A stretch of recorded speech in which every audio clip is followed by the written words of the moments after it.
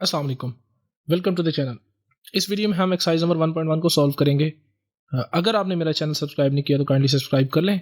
और अगर कोई किसी क्वेश्चन की कोई समझ नहीं आ रही तो काइंडली आप कमेंट कर सकते हैं। जो कुछ भी आपने पूछना है वहाँ पर कमेंट सेक्शन में कमेंट करें, उसका इंशाल्लाह आपको आंसर दिया जाएगा। एक्सरसाइज नंबर 1.1 का क्वेश्चन नंबर 1 है, which of the following matrices are square and which are rectangular matrices.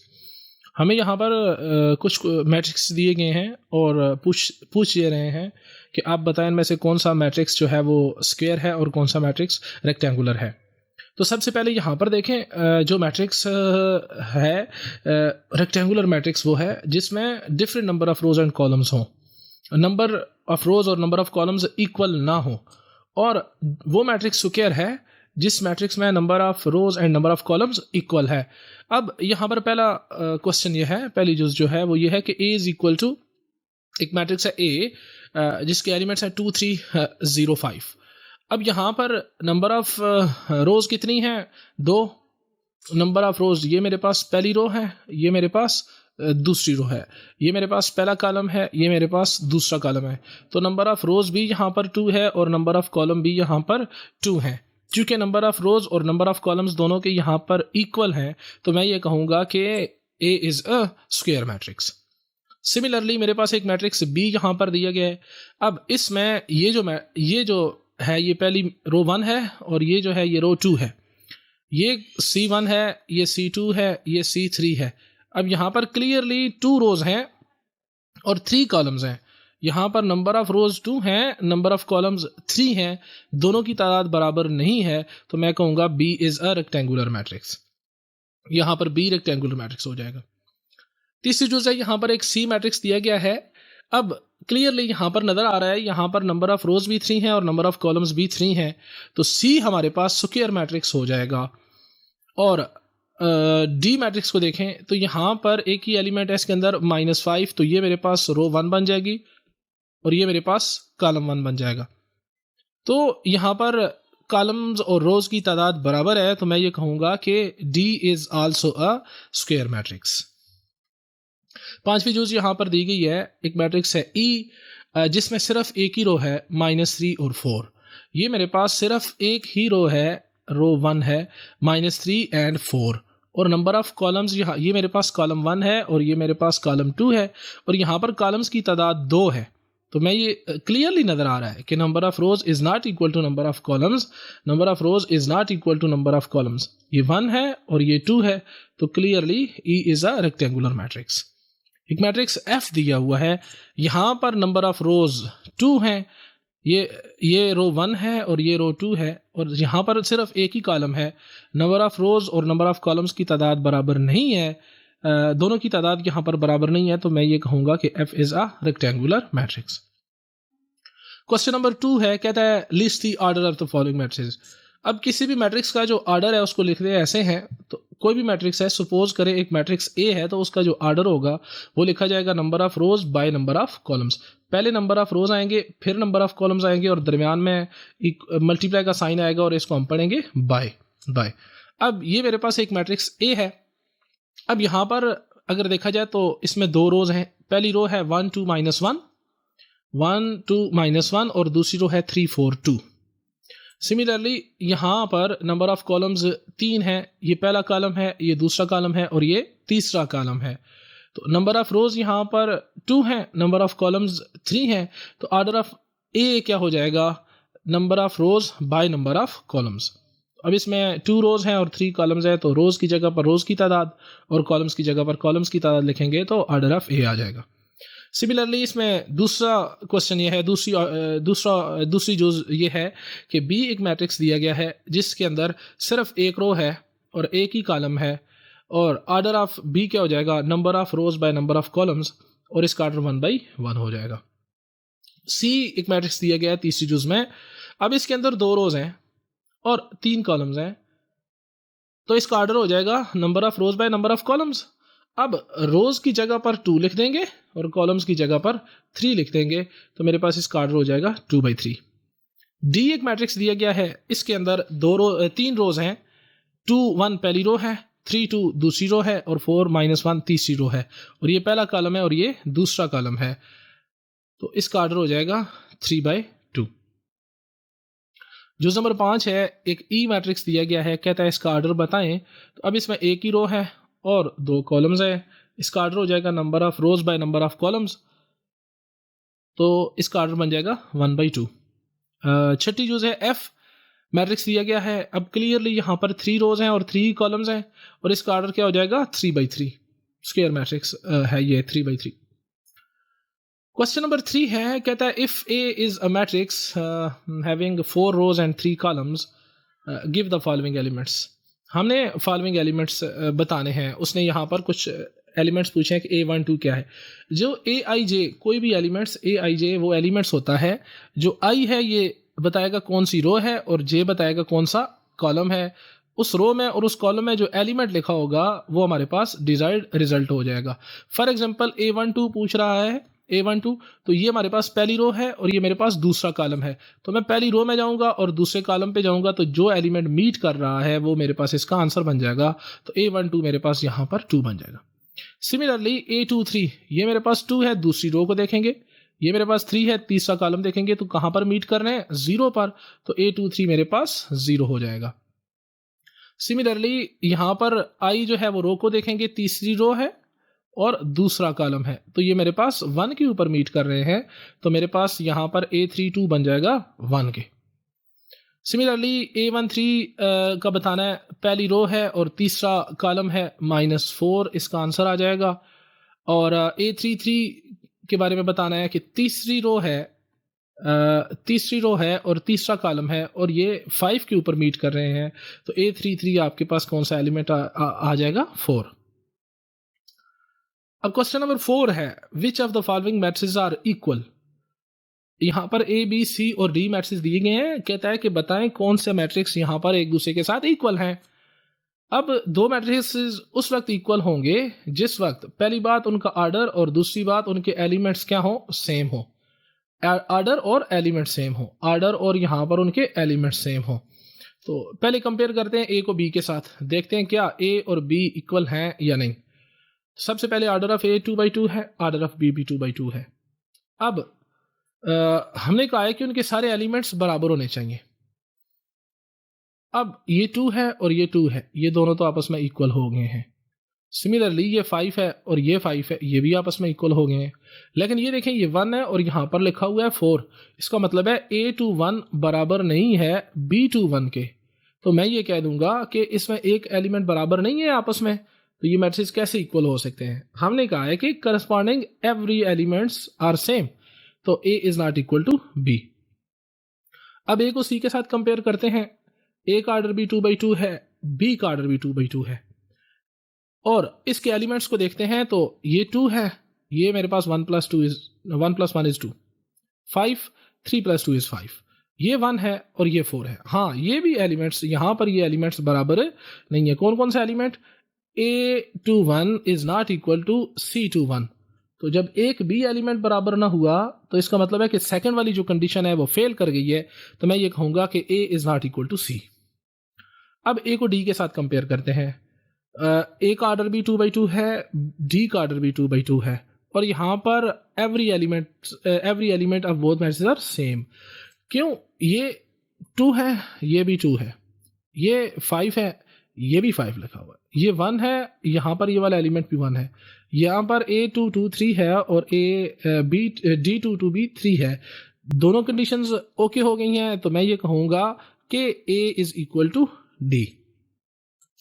Similarly अब B को C के साथ कंपेयर करते हैं। B को C के साथ कंपेयर करेंगे तो ऑर्डर ऑफ B भी 2/2 है, ऑर्डर ऑफ C भी 2/2 है और इनके सारे एलिमेंट्स भी आपस में इक्वल हैं। 2 is equal to 2, 5 is equal to 5, 4 is equal to 4 and 3 is equal to 3। दोनों कंडीशंस मीट कर गई हैं, सेटिस्फाई कर गई हैं, तो मैं ये कहूँगा कि B और C बराबर हैं। अब B को D के साथ कंपेयर करके देख लेते हैं क्या B और D आपस में इक्वल हैं। B का ऑर्डर 2/2 है, D का ऑर्डर भी 2/2 है, लेकिन यहाँ पर ये वाला एलिमेंट B21 D है 4 है और D21 1 है, 4 is not equal to 1, second condition fail हो गई है, तो मैं ये कहूँगा कि B is not equal to D। अब C और D का आखिरी मैट्रिक्स है, इनको आपस में कंपेयर कर लेते हैं। और वन ऑर्डर ऑफ सी 2/2 है, ऑर्डर ऑफ डी भी 2/2 है, लेकिन यहाँ पर भी जो 2 1 वाला एलिमेंट है दोनों मैट्रिक्स का वो सेम नहीं है। 4 अभी 1 के बराबर नहीं हो सकता, तो मैं ये कहूँगा कि C is not equal to D. यहाँ पर C is not equal to D हो जाएगा। क्वेश्चन नंबर 5 है, कहता है let A is equal to 2 -3 u and 0। B matrix दिया गया, कहता है v -3 5 and w for what value of u v and w are a and a is equal to b। हमने ये बताना है कि a और b इक्वल कब होंगे, किन वैल्यूज के लिए u और v की किन वैल्यूज के लिए a और b बराबर होंगे। डेफिनेटली u और v उस वक्त ही दो मैट्रिक्स a और b उस वक्त ही बराबर होंगे जिस वक्त उनके करस्पॉन्डिंग एलिमेंट्स इक्वल होंगे। अब ये 2 लिखा हुआ है, तो अगर यहां पर 3 हो या 2 ना हो तो क्या ये दोनों मैट्रिक्स इक्वल हो सकते हैं? नहीं हो सकते। क्यों? मैट्रिक्स की कंडीशन ये है कि पहला तो ऑर्डर सेम होना चाहिए और ऑर्डर तो सेम है इनका, लेकिन दूसरी कंडीशन ये कहती है कि उनके एलिमेंट्स बराबर होने चाहिए। यहां पर अगर 2 लिखा हुआ है तो v की जगह पर यहां पर 2 लिखा होना चाहिए, तभी तो ये इक्वल होंगे, अदरवाइज ये इक्वल नहीं होंगे। तो इसका मतलब है कि जो v है उसकी वैल्यू हमारे पास 2 निकल आएगी, v की वैल्यू मेरे पास 2 निकल आएगी। सिमिलरली ये मेरे पास u लिखा हुआ है और यहां पर 5 होना चाहिए था। अगर यहां पर 5 हो तो मैं ये कहूंगा कि ये वाले दोनों एलिमेंट्स बराबर हैं। अगर ये 5 ना हो, 4 हो, तो a और b कभी भी बराबर नहीं हो सकते, चाहे बाकी सारे एलिमेंट्स इक्वल हों। हमने पिछली एग्जांपल्स में देखा है कि सिर्फ एक एलिमेंट बराबर ना होने की सूरत में भी मैट्रिक्स इक्वल नहीं थे। इसका मतलब है ये यहां पर u की जगह क्या लिखा होना चाहिए? 5। तो u a21 b21 की जो एलिमेंट्स हैं दोनों u की वैल्यू यहां से 5 निकल कर आ जाएगी। सिमिलरली ये w लिखा हुआ है और ये 0 है। अब यहां पर w की जगह अगर 0 लिखा होगा तभी ये मैट्रिक्स इक्वल होंगे, अदरवाइज ये मैट्रिक्स इक्वल नहीं होंगे। तो यहां पर फिर मेरे पास जो मैट्रिक्स ये w की वैल्यू जो बन जाएगी वो मेरे पास 0 बन जाएगी। ये 0 हो जाएगा, ये मेरे पास 5 हो जाएगा और ये मेरे पास 2 हो जाएगा। अब आप इन दोनों मैट्रिक्स को कंपेयर करें, ये 2 है, ये -3 है, ये 5 है और ये 0 है। अब जाकर ये इक्वल होते हैं, तो इसलिए यहां से u, v और w की वैल्यू निकल आएगी 2, 5 और 0। अगला क्वेश्चन देख लेते हैं। क्वेश्चन नंबर 6 है, कहता है कि इफ एक मैट्रिक्स है, सपोज करो इस मैट्रिक्स को मैं a कह देता हूं और इस मैट्रिक्स को b कह देता हूं, तो कहता है कि यहां पर दिया हुआ क्या है कि a is equal to b। यहां पर ये दोनों मैट्रिक्स जो गिवन है, मैट्रिक्स जो गिवन है ये इक्वल है। तो कहता है आप a b c x y and z की वैल्यूज बताएं। अब दो मैट्रिक्स इक्वल उसी सूरत में होंगे जिस वक्त उनके एलिमेंट्स ऑर्डर भी सेम हो और उनके एलिमेंट्स भी सेम हो। इसका मतलब ये हो गया कि ये वाला जो एलिमेंट है, इस मैट्रिक्स को मैंने a कहा है तो ये एलिमेंट a11 हो जाएगा, तो ये मेरे पास एलिमेंट b11 हो जाएगा। इसका मतलब है कि a11 बराबर होना चाहिए b11 के। अब a11 x+3 के बराबर है, b11 0 के बराबर है, ये दोनों आपस में इक्वल हैं, तो मैं 3 को उठाकर उधर ले जाऊंगा तो x की वैल्यू मेरे पास -3 निकल आएगी।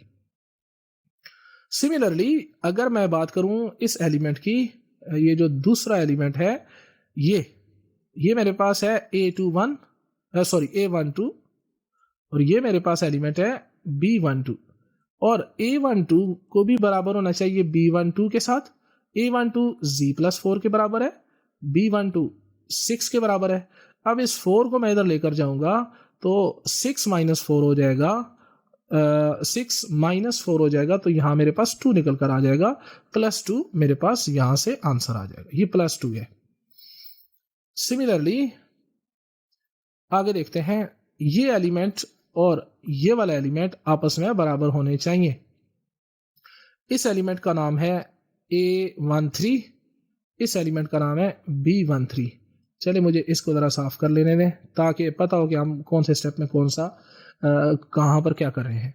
इसका मतलब है a13 को बराबर होना चाहिए b13 के और a13 बराबर है 2y - 7 के और b13 बराबर है 3y - 2 के। मैं क्या करता हूँ ना, इस 2y को उठाकर इधर ले जाऊंगा तो ये बन जाएगा 3y माइनस 2y। ये -7 है, इसको अपनी जगह छोड़ें और इस -2 को उठा के उधर लेकर जाएंगे तो +2 बन जाएगा। तो 3y माइनस 2y y बन जाएगा और यहाँ से मेरे पास -5 निकल कर आ जाएगा। ये मेरे पास y की वैल्यू आ गई। सिमिलरली अब बाकी चले मुझे यहाँ से ज़रा साफ कर लेने दें इसको। अब ये -6 है और ये -6 इक्वल।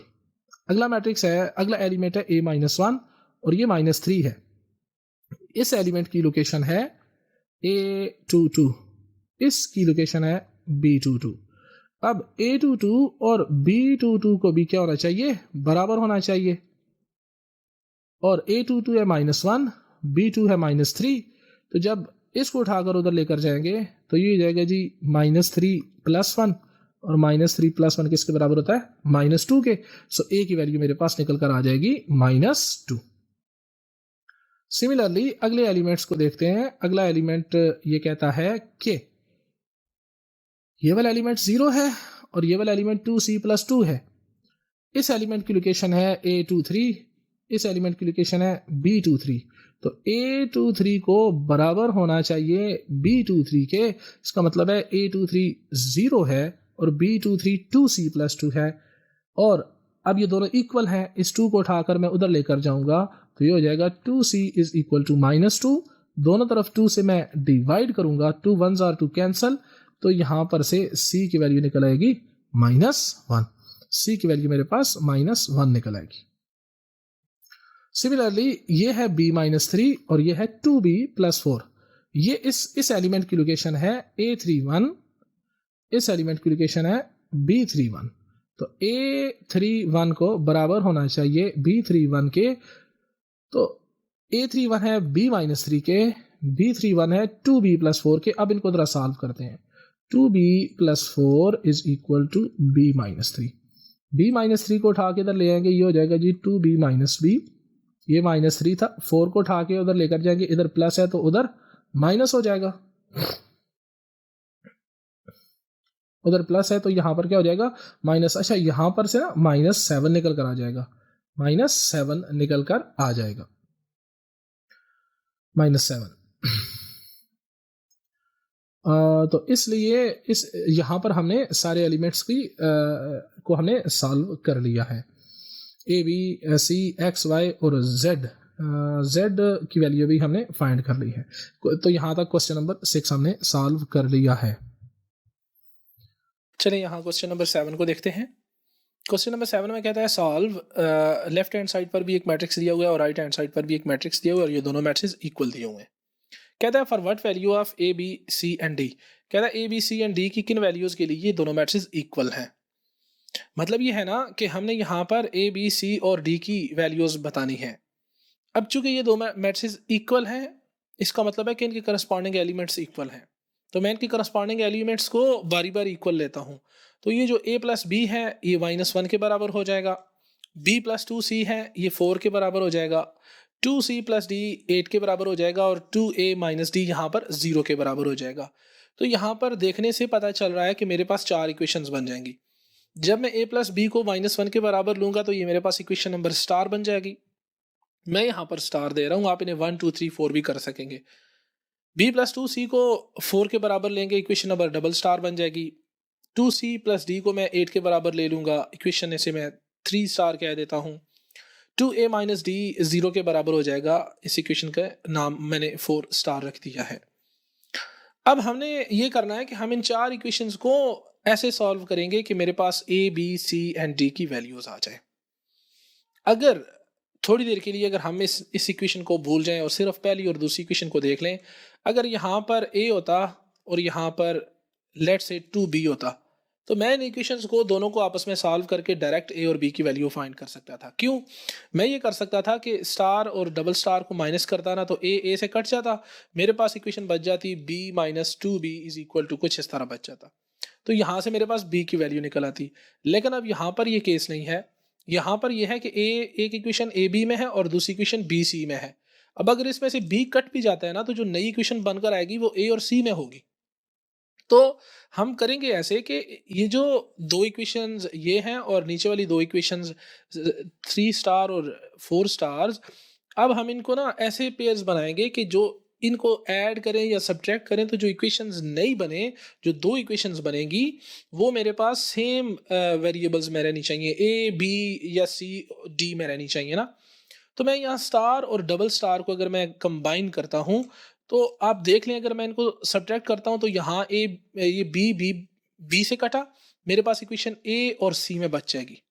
सिमिलरली अगर मैं इन दोनों को ऐड करूंगा तो d माइनस डी से कट जाएगा, मेरे पास इक्वेशन सी और ए में बच जाएगी। तो क्लियर हो रहा है कि ये इक्वेशन भी ए और सी में बच गई, ये इक्वेशन भी मेरे पास ए और सी में बच गई। तो अब इन दो जो इक्वेशंस नहीं बनेंगी उनसे मैं इन इक्वेशन से ए और सी की वैल्यू निकालूंगा, वो वापस इधर पुट करूंगा, ए की वैल्यू इधर पुट करूंगा, बी की वैल्यू आ जाएगी, और जो ए की वैल्यू अगर इधर पुट करूंगा तो मेरे पास डी की वैल्यू आ जाएगी। तो हम इन इक्वेशंस के पेयर बनाएंगे। तो मैं अब ये करता हूँ कि इक्वेशन नंबर डबल स्टार जो है इसे मैं सब्ट्रैक्ट करता हूँ इक्वेशन नंबर स्टार से। अब होगा ऐसे कि लेफ्ट हैंड साइड से माइनस हो जाएगी और राइट हैंड साइड से माइनस हो जाएगी। स्टार से माइनस कर रहे हैं तो स्टार की लेफ्ट हैंड साइड पहले आ जाएगी, आगे माइनस का साइन आ जाएगा, आगे डबल स्टार की लेफ्ट हैंड साइड आ जाएगी। इस तरीके से स्टार की राइट हैंड साइड यहाँ पर पहले आ जाएगी और यहाँ पर इसकी जो राइट हैंड साइड है वो बाद में आ जाएगी और दरमियान में माइनस का साइन आ जाएगा। अब जब ये माइनस होंगे, आपस में माइनस होंगे, तो ये बनेगा a प्लस बी, ये b यहाँ से इसके साथ कैंसिल हो जाएगा, ये माइनस है और ये प्लस है, प्लस इंटू माइनस माइनस, -1 और -4, मेरे पास a माइनस टू इक्वेशन -5 बन जाएगी। मैं इसको ऐसे भी लिख सकता हूँ, a plus B is equal to -1 and b, अब चूंकि ये c है तो मैं इसे इधर लिख लेता हूँ, 2c इज इक्वल टू 4। अब मैं माइनस करता हूँ तो ये प्लस है माइनस हो जाएगा, ये माइनस हो जाएगा, ये कट जाएगा, तो a minus two C is equal to -5। हम इसको ऐसे भी लिखकर सॉल्व कर सकते हैं, इसमें कोई इशू नहीं है। सिमिलरली मैं इक्वेशन नंबर 3 स्टार और 4 स्टार को आपस में ऐड करता हूँ। जब इन इक्वेशंस को मैं ऐड करूंगा तो यहाँ पर क्लियर नजर आ रहा है, प्लस डी माइनस डी से कैंसिल हो जाएगा, मेरे पास इक्वेशन बनेगी 2a plus 2c is equal to 8। 2 को अगर मैं कॉमन लेता हूँ, ये इक्वेशन अगर 2 यहाँ से मैं कॉमन लेता हूँ तो ये बन जाएगा a plus C is equal to 8। अब 2 से मैं दोनों तरफ डिवाइड कर देता हूँ तो मेरे पास ये बन जाएगा 4। तो a plus C is equal to 4 मेरे पास इक्वेशन b बन गई है। अब मैं ए और इक्वेशन बी को लेकर आगे चलूंगा। अब देख लेते हैं ना, ए और जो बी इक्वेशन है, ये दो, ये भी ए और सी में है, ये भी ए और सी में है। अब मैं ये काम करता हूं कि मैं सब्ट्रैक्ट करता हूं इक्वेशन ए को बी से। बी इक्वेशन अब पहले आ जाएगी, बी से सब्ट्रैक्ट कर रहा हूं तो बी इक्वेशन की लेफ्ट हैंड साइड ए प्लस सी, ये वाली, ये पहले आ जाएगी, आगे माइनस का साइन आ जाएगा, आगे ए की लेफ्ट हैंड साइड ए माइनस टू सी आ जाएगी। इस तरीके से राइट हैंड साइड को भी लिख लेंगे। अब ये प्लस ए है और यहाँ से ये माइनस ए बन जाएगा, ये कैंसिल हो जाएगा। अब देखें ये प्लस है और ये माइनस इंटू माइनस यहाँ पर प्लस बन जाएगा, तो मेरे पास ये c plus 2c is equal to 3c, और माइनस इंटू माइनस प्लस हो जाएगा, 4 प्लस 5 मेरे पास 9 बन जाएगा। अब मैं दोनों तरफ 3 से डिवाइड कर देता हूँ ना, तो ये 3 से कट जाएगा तो ये बचेगा c, और c की वैल्यू 3, इधर इधर से भी 3 निकल कर आ जाएगा, 3 3 9, तो c की वैल्यू मेरे पास आ गई है 3।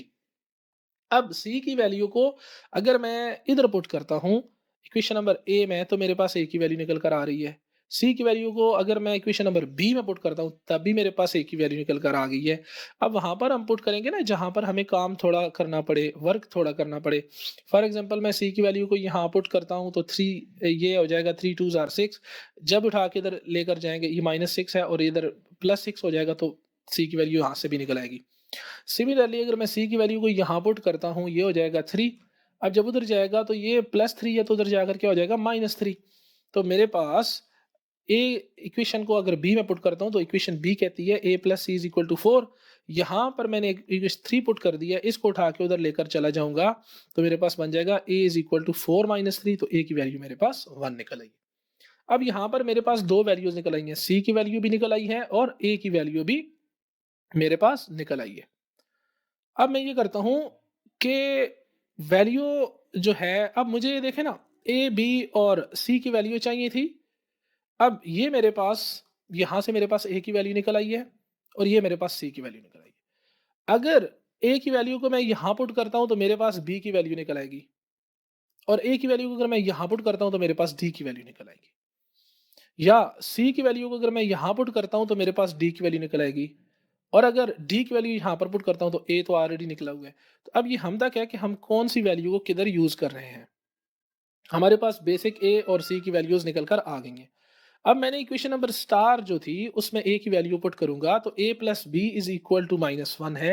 ये इक्वेशन बन जाएगी b इज इक्वल टू -1 माइनस ए की वैल्यू है मेरे पास 1, तो b की वैल्यू हो जाएगी -1 -1, तो b की वैल्यू कितनी आ जाएगी -2।